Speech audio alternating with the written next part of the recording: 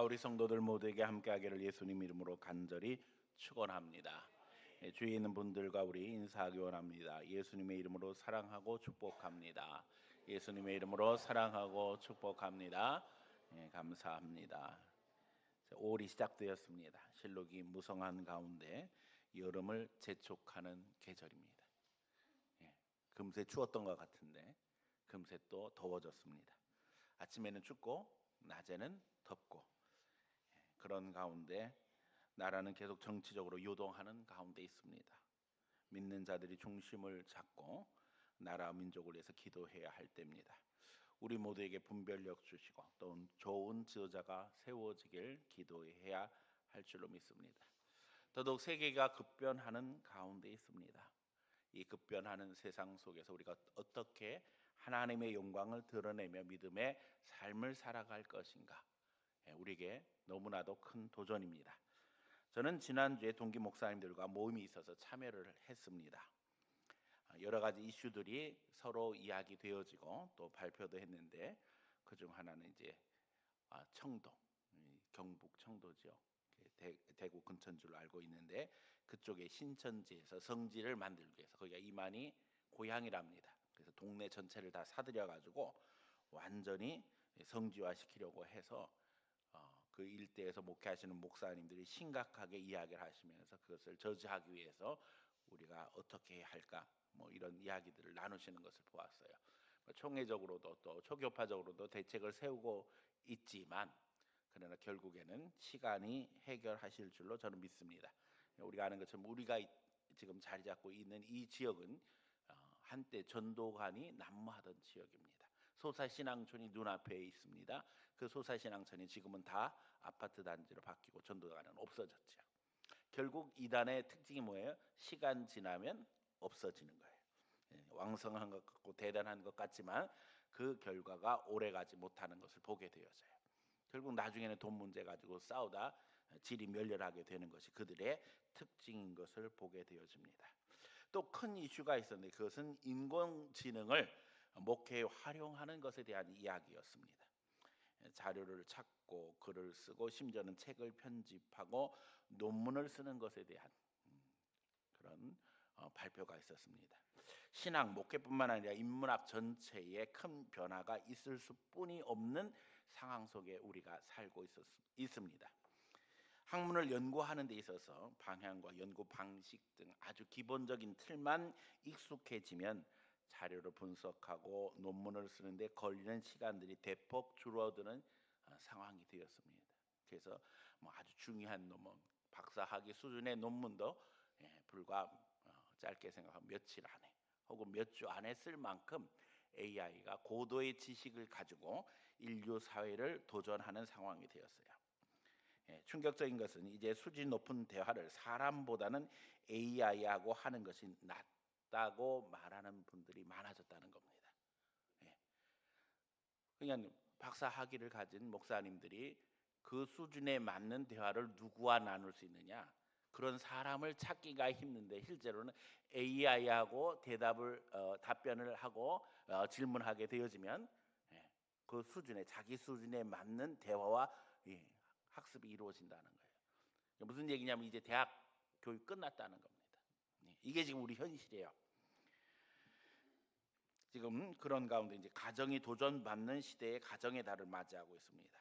그렇지 않아도 가정 안에서 대화가 사라지고 인간적인 소통이 이루어지지 않는 것이 사회적인 문제가 되고 있는 상황에서 이제는 사이버 세상의 현실이 우리 세상으로, 우리 현실 세상으로 들어와서 이제 우리를 더 고독하게, 아니 더 우리를 행복하게, 그 둘 중에서 이제 우리가 헤매이고 있는 상황이 됐어요. 이게 더 고독한 건가, 더 행복한 건가? 사람과 대화하지 아니하고 AI와 대화하는. 발표를 했던 친구 목사님이 책을 쓰고 난 후에 이제 이 AI에게 고맙다고, 이렇게 좋은 사역을 하게 돼서 고맙다고 이렇게 타이프를 쳐서 이야기를 했더니 제가 목사님과 이 성경 공부 교재를 만들면서 너무 행복했다고, 거룩한 일을 하게 된 것 같아서 제가 거룩해진 것 같고 하나님 앞에 영광을 돌린다고 이렇게 답을 했다는 거예요. 우리가 유튜브 보면서 익숙해졌습니다. 우리의 취향이나 우리의 방향을 유튜브가 잘 분석을 해서 알고리즘으로 우리가 원하는 뉴스들을 계속 올려주지요. 지금 AI도 그렇게 지금 프로그램이 돼 있기 때문에 우리가 원하는 답을 이야기합니다. 우리가 분별하지 않으면 거기에 휘둘려 가지고 또 그게 전부인 줄 알고 거기에 빠져들 수뿐이 없는 상황 속에 살아가고 있어요. 결국 인간에게 주신 하나님의 해답은 너무나도 분명해요. 성경으로 돌아가야 한다는 겁니다. AI와 대화하는 것이 아니라 누구와 대화해야 돼요? 우리는 하나님과 대화해야 합니다. 하나님은 아담과 하와를 만들어 주시고 가정을 이루게 하셨습니다. 인간은 혼자 살 수 있는 존재가 아닙니다. 가정의 달을 시작하면서 우리는 다시 한번 가정의 중요성을 생각하고 또 부모, 자식, 형제 하나님 앞에 기억하면서 그 소중함을 고백하는 가운데 하나님이 오늘 우리에게 명령하신 대로 아담과 하와에게 명령하셨던 그대로 생육하고 번성하며 창대해지는 거룩한 축복을 누리는 성도들 되기를 축원합니다. 오늘 본문의 내용은 모세가 이스라엘이 대대손손 번성하기를 소원하며 그 증거를 이제 그 비결을 증거하고 있는 내용입니다. 오늘 이제 가정의 달이고 어린이 주일입니다. 우리가 행복한 가정 또 우리 자녀들이 행복해지기를 소원하면서 모세가 이스라엘 백성들에게 증거했던 이 말씀을 증거하는 가운데 오늘 행복한 가정의 기초라는 제목으로 여러분들에게 말씀 증거하려고 합니다. 이 말씀 증거할 때 성령께서 여러분 마음에 도전하시고 여러분의 가정이 진정 행복한 기초 속에서 흔들림 없는 축복된 가정으로 굳건히 세워지기를 예수님 이름으로 간절히 축원합니다. 첫 번째는 하나님의 말씀을 가르치는 가정 되어야 된다는 겁니다. 성경은 인간 매뉴얼입니다. 여러분 전자제품 사면 반드시 사용 설명서를 주지요. 그런데 거의 대부분의 사람들이 그 설명서를 읽어봐요, 안 읽어봐요? 읽어보셔요? 안 읽어봅니다. 그냥 직감에 의해서 전자제품을 사용합니다. 신기한 게 사람들이 다 대충 알아요. 그 매뉴얼을 안 읽어도. 그런데 그 매뉴얼 뒤에는 아주 중요한 조항이 붙어 있습니다. 사용자의 부주의로 인한 고장은 책임진다는 거예요? 안 진다는 거예요? 안 진다는 거예요. 그래서 매뉴얼을 만들어 주는 거예요. 우리가 하는 것처럼 똑같은 세탁기, 똑같은 TV, 뭐 똑같은 오디오라고 할지라도 가격 차이는 천차만별입니다. 그리고 그 천차만별의 가격 속에 아주 비싼 고급한 우리가 물건을 사용하려면 매뉴얼을 잘 알아야 합니다. 그런데도 불구하고 사람들은 최고가의 물건을 사다 놓고는 자랑만 하지 실제로 그 기능을 다 활용하지 못합니다. 우리가 가지고 있는 전자제품에는 우리가 생각하는 것보다 훨씬 더 많은 기능들이 있음에도 불구하고 그것을 그냥 보급형 가장 싼 가격의 전자제품 수준에서 사용하다 끝나는 경우가 많지요. 이유는 사용법을 잘 모르기 때문인 거예요.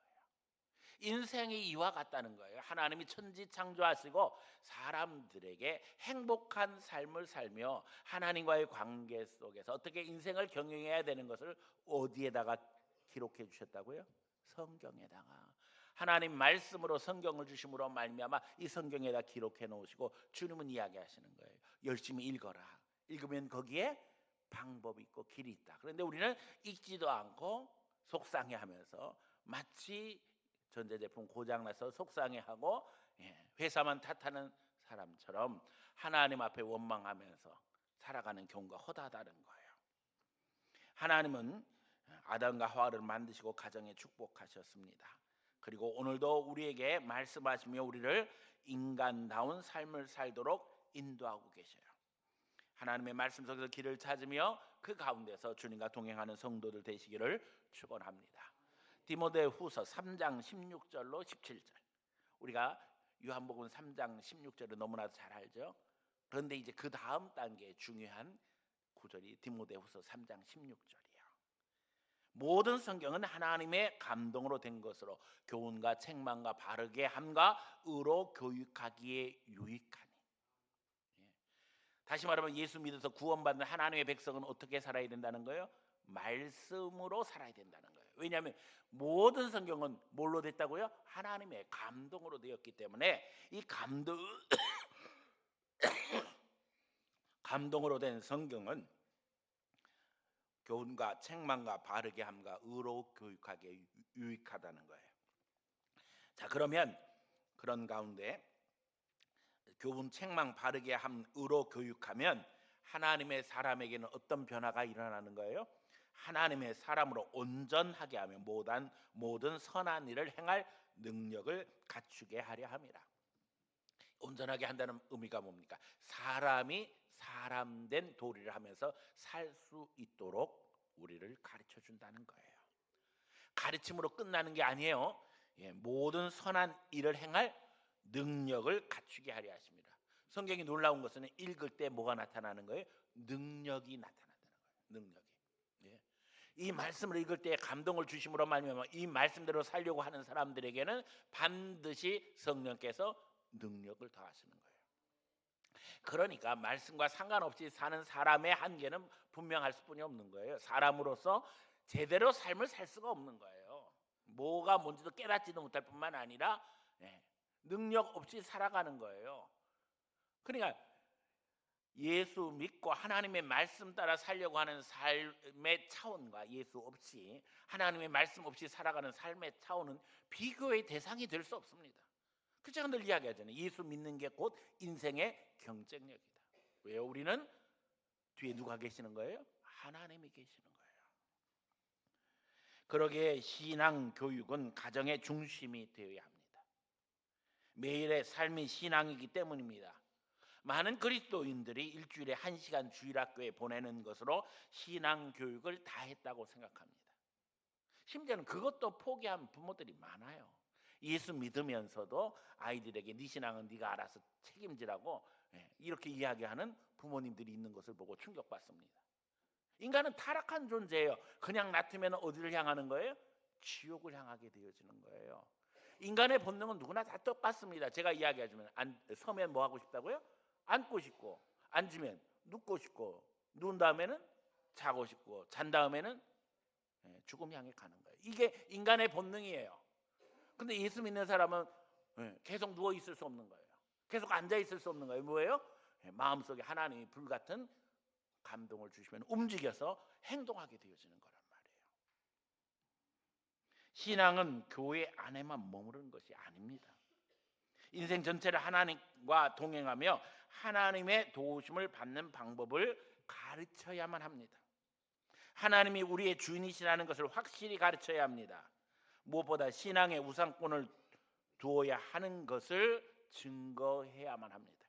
이게 부모의 사명이라니까요. 1시간 주일학교 교육을 통해서 이루어질 수 있는 부분이 아니라는 거예요. 우리의 신앙가는 인간은 전적으로 타락한 존재라는 것을 고백하는 신앙입니다. 장로교 칼빈주의의 신앙의 핵심이 이 부분이에요. 인간은 전적으로 타락한 존재다. 결국 인간에게 소망을 두면 인간은 비참한 삶을 살고 지옥을 향할 수뿐이 없는 존재라는 거예요. 결국 하나님의 은혜에 의존해야 되고 그 은혜의 핵심 뭐예요? 예수 믿고 예수 믿는 하나님의 백성으로서 거듭남으로 말미암아 변화된 삶을 살고 그 가운데 하나님의 은혜를 누리게 된다는 것입니다. 그래야지만 비로소 인간이 인간다운 삶을 살고 행복한 삶을 살 수 있다는 거예요. 여러분, 우리 속에 있는 죄성이 하나님의 은혜로 덮이지 않으면 계속해서 드러남으로 말미암아 다른 사람에게 못된 일을 하고 못된 생각하고 위협적인 행동하고 이게 인간의 본성이라니까요. 본문에서 모세는 아주 절실하게 증거합니다. 이제 죽음을 눈앞에 두고 있는 거예요. 하나님이 출애굽의 명령을 모세에게 하셔서 이스라엘 백성을 이끌고 출애굽해서 나왔지만 광야에서 40년 생활하고 난 후에 하나님이 모세에게 말씀하셨잖아요. 너는 가나안 땅에 못 들어간다. 너무나도 섭섭하지요. 그럼에도 불구하고 이제 모세는 하나님이 원하시는 나라가 이루어지기를 소원하며 선포하는 거예요. 우리가 읽은 본문 신명기 6장 1절로부터 2절 너희에게 가르치라고 명하신 명령과 규례와 법도라. 너희가 건너가서 차지할 땅에서 행할 것이니 곧 너와 내 아들과 내 손자들에게 평생에 내 하나님 여호와를 경외하며 내가 너희에게 명한 그 모든 규례와 명령을 지키게 하기 위한 것이며 또 내 나를 장구하게 하기 위한 것이라. 모세는 그 땅에 들어가 그 땅을 차지할 것을 확신하고 있습니다. 자기는 가나안 땅에 들어가지 못해요. 그러나 이스라엘 백성들이 가나안 땅에 들어가게 되어지면 가나안 땅을 정복하고 나라를 이룰 것이라는 확신을 가지고 있어요. 사실은 이것도 간단한 문제가 아닙니다. 그렇잖아요. 가서 전쟁을 치러야 되는데 전쟁에 승리하느냐 뭐 전쟁에서 패배하느냐 이건 걱정하지도 않아요. 오히려 뭘 걱정해요? 들어가서 하나님이 원하시는 이 축복을 어떻게 계속 유지해 갈 수 있느냐 하는 이것이 모세의 걱정거리였다는 거예요. 장구하려면 하나님의 말씀대로 지켜야 한다는 겁니다. 모세는 정복하는 것보다 유지하는 것이 힘들다는 것을 잘 알고 있었습니다. 왜요? 정복은 하나님이 하실 거기 때문에, 하나님이 도와주실 것이기 때문에. 그러나 그것을 유지해 가는 데에는 우리가 마땅히 감당해야 할 몫이 있다는 거예요. 그런데 그게 쉬운 게 아니라는 것을 모세는 알았던 거예요. 왜요? 인간은 어떤 존재라고요? 타락한 존재이기 때문에 자꾸 본능적으로 행동하게 되어지거든요. 오늘도 똑같습니다. 우리도 마찬가지입니다. 대한민국이 하나님의 많은 축복 속에서 번성하고 오늘에 이르렀습니다. 전 세계가 부러워하는 축복된 나라를 만들었어요. 진짜 하나님의 은혜죠. 그런데 문제는 이것을 이제 지켜나가는 것이 더 어렵다는 거예요. 이미 대한민국은 국가 말기적 현상이 여러 곳에서 나타나고 있습니다. 국가 기강이 무너지고 지도층의 도덕적 타락이 도를 벗어나고 있어요. 오늘 대한민국이 망했다고 해도 이상할 것이 하나도 없는 상황으로 점점 가고 있다니까요. 심각한 상황입니다. 그런데 이유는 너무나도 간단해요. 복음으로 훈련되지 않았기 때문입니다. 교회는 기회를 놓치고 있어요. 그리스도인들은 이제 하나님의 축복을 빼앗기지 않는 것에 우선권을 두고 살아야 합니다. 모세가 그걸 이야기하는 거예요. 가나안 땅 정복하는 건 문제도 아니라는 거예요. 하나님이 도와주실 것이니까. 그러나 그 땅을 차지하고 난 후에 그 땅에서 장구하게 오랫도록 그 축복을 유지하려면 반드시 말씀대로 살지 아니하면 가능성은 없다.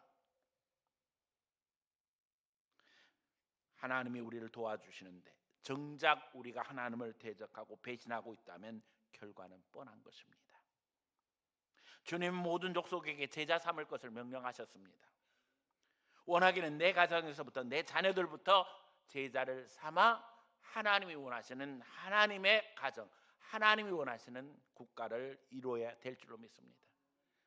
우리의 기도 제목은 너무나도 분명합니다. 대한민국에 하나님 나라가 임하게 하여 주시옵소서. 하나님은 부모 자녀 관계를 통해서 하나님을 섬기는 것과 사랑을 체험하게 하십니다. 거기에 인생의 부모이신 하나님에 대한 교육이 상실된다면 인간은 짐승만도 못한 존재로 타락하게 되어지는 것입니다. 결국 신앙에 있어서 핵심은 우리의 영적 부모는 누구라는 거예요? 하나님이시라는 거예요. 그러나 오늘 우리가 아는 것처럼 세상의 교회는 반기독교적인 수준으로 타락했습니다. 우리가 아는 것처럼 유물론, 무신론이 결국 이 땅에 교육을 주도하고 있고 우리는 지금 영적 전쟁을 하고 있는 중입니다. 아이들은 끊임없이 유물론 사상, 무신론적인 사상을 배우니까 결국에는 어떤 생각 가지고 있어요? 부자 되는 게 최고다, 돈 많은 게 최고다, 그 정도의 수준에서 우리가 살아가고 있어요. 그러나 그거 가지고는 우리가 행복할 수 없습니다. 인간은 짐승이 아니기 때문에 영적 존재로서의 가치를 끊임없이 인식하지 않으면 우리 수준은 떨어지게 돼 있는 거예요. 본능으로 행동하게 되어지고 약육강식의 사회에서 서로 물고 싸우고 그런 가운데 억압하고 지배하고, 이것이 인생의 한계라니까요. 그러면 우리 성도들 모두가 다 하나님의 말씀을 가르치는 가운데 성장할 수 있고 그 가운데 주의 복을 누리는 귀한 은혜가 날마다 함께하기를 예수님의 이름으로 간절히 축원합니다. 두 번째, 하나님의 말씀을 배우는 가정이 되어야 된다는 겁니다. 가르치기 위해서는 배워야 합니다.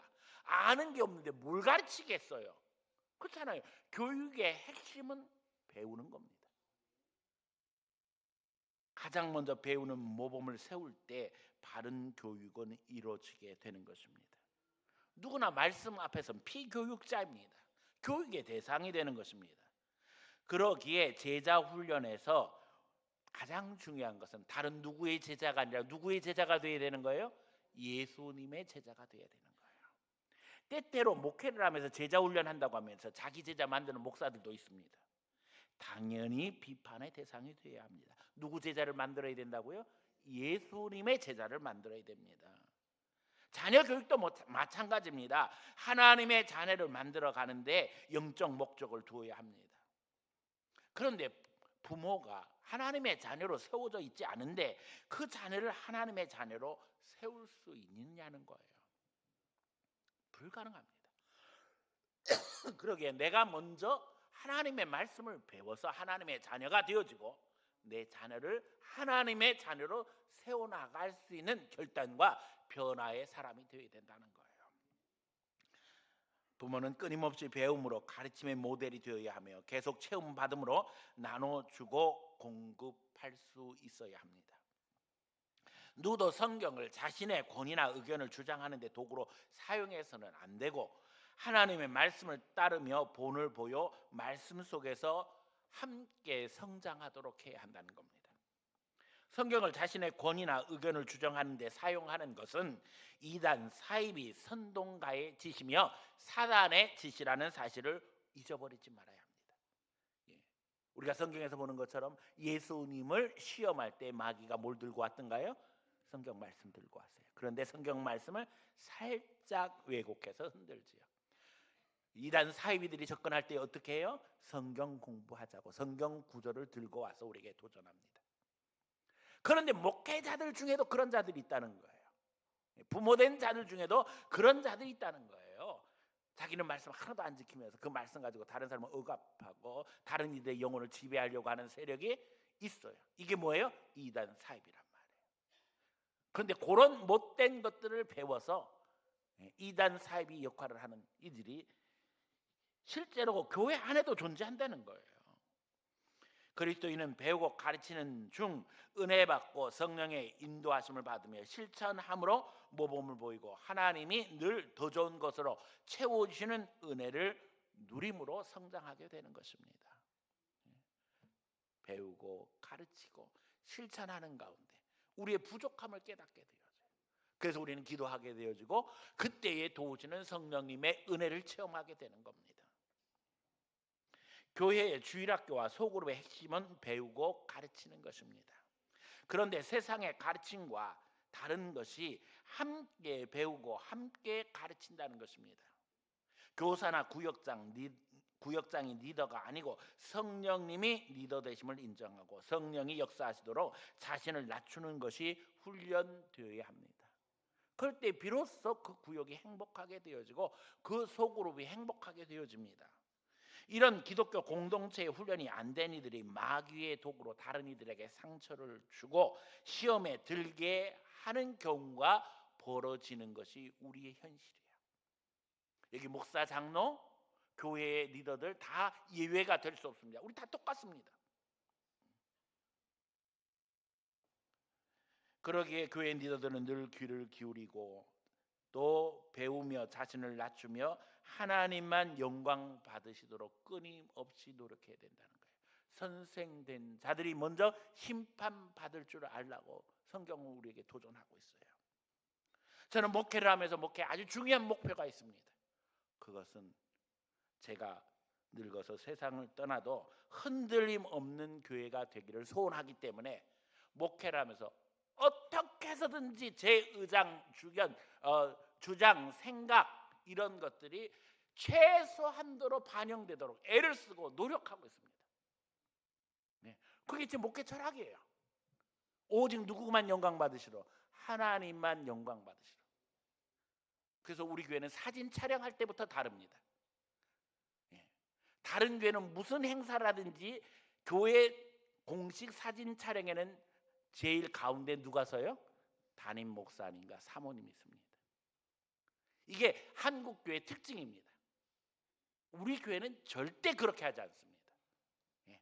그날 행사 임직식이면 임직자들이, 졸업식이면 졸업자들이, 수료식이면 수료자들이 반드시 중앙에 서고 목사는 뒤에 섭니다. 이게 훈련돼야 되다니까요. 장로님들도 마찬가지고 교육자들도 마찬가지인데 그 순간에 어떻게 튀어보려고 애쓰는 사람들이 있어요. 네. 참 안타까워요. 왜 그러는지. 저한테 많은 사람들이 교회 안에서 신앙생활하면서 질문하는 것 중에 하나, 목사님 어떻게 하면 될까요? 그런데 거의 제 대답은 정해져 있습니다. 어떻게 하라고요? 알아서 하세요. 그 상황과 형편 속에서 제일 잘하는 사람은 누구예요? 질문하는 사람이에요. 그래서 저는 그렇게 이야기합니다. 알아서 하세요.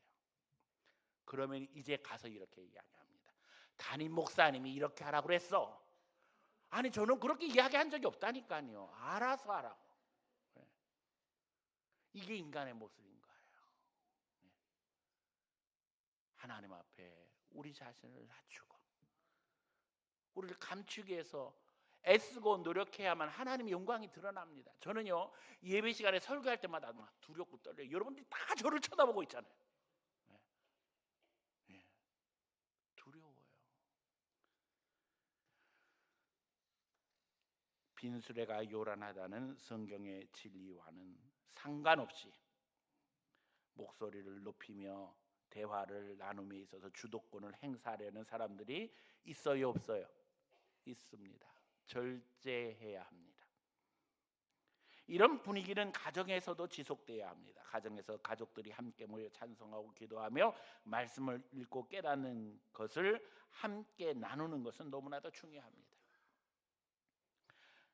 그런데 여기서 우리는 어린아이의 입술을 통해서도 영광 받으시는 하나님이 우리와 함께 하신다는 사실을 기억해야 합니다.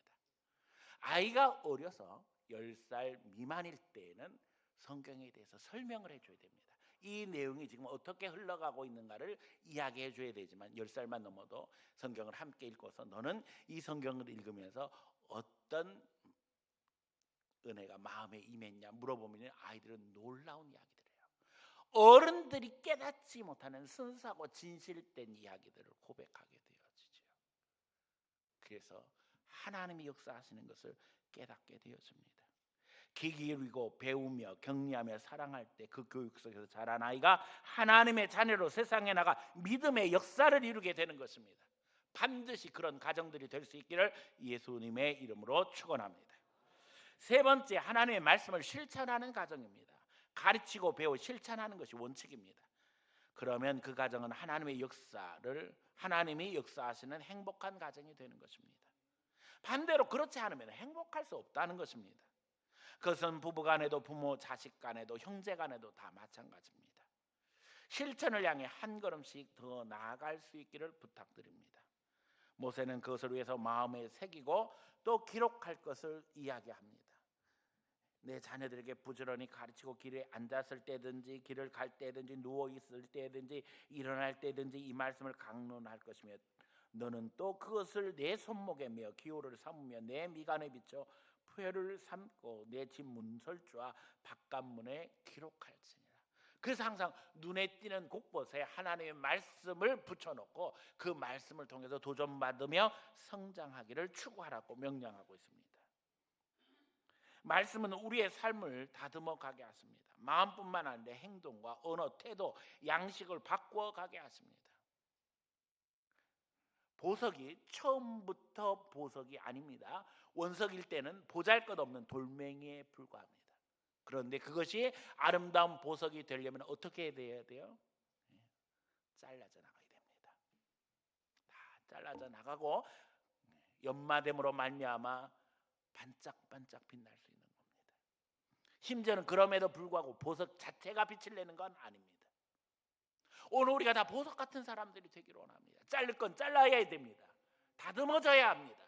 그리고 내 빛이 아니라 누구 빛으로? 하나님의 빛으로 아름다운 영광을 드러내야만 합니다. 말씀대로 말하고 실천하기를 하나님께 소원하시기 바랍니다. 그리고 아름다운 가정과 교회, 나라를 꿈꾸며 헌신할 수 있는 성도들 되시기를 바랍니다. 제가 늘 강조하지만 교회는 훈련의 장소입니다. 주님이 주신 감동 속에서 실천함으로 말미암아 하나님의 도구로 한 사람 한 사람 세워지는 곳이 교회입니다. 성령님은 지금도 우리에게 감동하실 거예요. 부족한 부분들을 보여주시면서 네가 헌신해야 될 자리가 여기다. 그런데 우리는 늘 항상 절제하지요. 하나님, 내가 아니어도 할 사람 많은데 조금만 참아주세요. 제가 이것도 해야 되고 저것도 해야 되는데 이걸 잘하고 난 다음에 해보도록 할게요. 여러분, 주님께 우선권을 둘 수 있기를 부탁드립니다. 왜냐하면 그 부분에서 여러분들이 훈련되어야만 한 단계 더 나아갈 수 있습니다. 헌신하는 곳에 성령님이 역사하세요. 헌신하면 하나님은 우리의 부족함을 깨닫게 해주시고 그 가운데서 부으시는 은혜, 은사를 체험함으로 우리의 신앙이 성장하게 하십니다. 이게 하나님의 방법이에요. 아무것도 안 하고 있는데 하나님께서 우리에게 능력을 더하시고 우리에게 은사를 더하셔서 우리를 완벽한 사람이 되게 해주시는 게 아니라는 거예요. 세상에서 완벽해서 뭘 하는 사람은 아무도 없습니다. 부족한데도 불구하고 하는 거예요. 그러면 그 부족함을 깨닫는 가운데 기도하게 하시고 기도하는 가운데 채우시는 하나님의 은혜를 누리게 하시는 거예요. 이게 주님의 방법이에요. 더 나아가 이제는 세상이 감당할 수 없는 하나님의 사랑으로 세상에 나가 세상을 변화시키게 하는 것입니다. 교회에서 훈련되어져서 이제는 세상에 나가서 세상을 변화시키는, 세상이 감당할 수 없는 하나님과 동행하는 사람이 되게 해주신다는 거예요. 말씀 속에 하나님의 구원 계획이 있습니다. 배우고 가르치며 이제 실천하는 가운데 하나님이 주시는 축복 속에 그것을 장구하게 이루어 나가는 거룩한 파장의 주인공이 될 수 있기를 축원합니다. 우리가 잘 아는 아브라함 링컨 뒤에는 그 어머니 낸시 행크스 링컨이 있었습니다. 그는 독실한 기독교인이었습니다. 그의 유명한 말은 그의 아들이 농장을 소유하는 것보다 성경을 읽을 수 있게 되기를 원한다는 것이었습니다. 오늘말로 표현하면 커다란 빌딩의 주인이 되는 것보다 하나님 앞에 성경을 사랑하고 읽는 사람이 되기를 원한다는 거였어요. 그 당시 농장을 소유한다는 것은 성공의 상징이었습니다. 하지만 링컨의 집은 가난했습니다. 그럼에도 불구하고 우리는 아브라함 링컨이라는 사람을 알고 있습니다. 왜요? 하나님을 의지하면서 미국의 노예 해방, 너무나도 놀라운 일이죠. 노예 해방을 통해서 미국을 새롭게 하고 오늘날의 미국을 만드는 기본적인 발판을 만든 사람입니다. 이게 신앙의 힘입니다. 절대적인 하나님, 보편적인 창조주와 그 섭리에 대한 믿음을 가지고 실천하는 겁니다. 나라 안에서 전쟁이 일어났어요. 대통령의 정책에 대해서. 그래서 남쪽에서 대대적으로 반발을 하면서 전쟁이 되어지고 그게 남북전쟁 아니에요. 그걸 통해서 주신 신앙의 확신을 가지고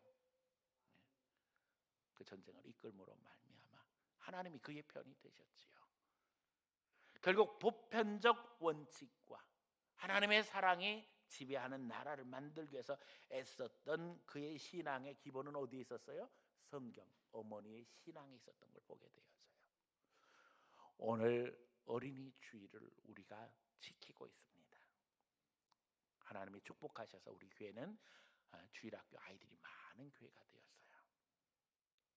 주일학교 아이들의 숫자가 유초등부가 이제 거의 100명, 또 중고등부, 영유아부, 우리 청년부까지 하면 주일학교가 한 200명 이상 되어지는 진짜 놀라운 하나님의 축복이 있게 되었습니다. 믿음으로 잘 키워야 합니다. 우리 사명입니다. 내 자식이 아니라 우리 자식입니다. 하나님 앞에 영적인 자녀들입니다. 이들을 잘 세워서 하나님 앞에 헌신하게 되어지면 민족을 바꾸고 세계를 바꾸는 위대한 인물들이 될 수 있습니다. 여러분 귀한 어린 영혼들을 축복해 주시고 또 칭찬해 주시고 사랑해 주시기를 바랍니다.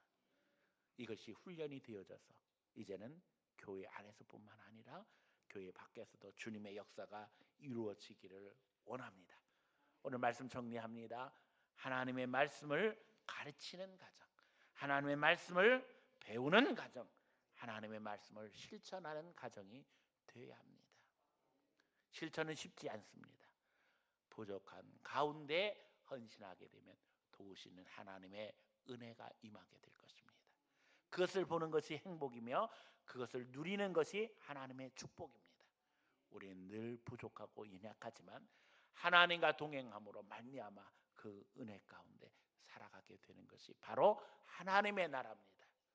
가정의 달, 하나님이 주시는 축복으로 인해서 여러분의 모든 가정이 진정 천국의 기쁨 속에 주님과 함께하기를 예수님 이름으로 간절히 축원합니다.